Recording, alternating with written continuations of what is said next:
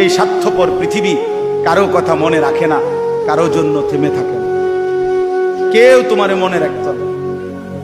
তুমি মরে গেলে কারো হাতে সময় নাই তোমারে কান্দে লইয়া কান্দনে, কারো হাতে সময়।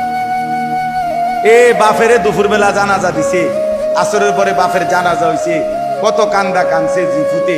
এশার নামাজের পরে পাশের ঘরের থেকে ভাত তরকারি আনছে, এর ওই পেট ভরে ভাত খায়।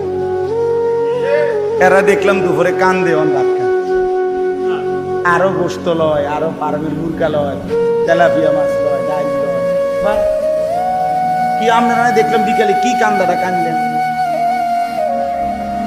বুঝেন? অর্থাৎ বুঝাইতে চায় ওনার জন্য তো আমি না খাইয়ে মরে গেলে হইতো না, ঠিক আছে কাঁদছি তো কাঁদি।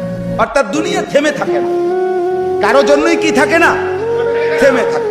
এই জন্য দুনিয়া নিয়েই ব্যস্ত না হই, আখিরাতের ফিকির করি।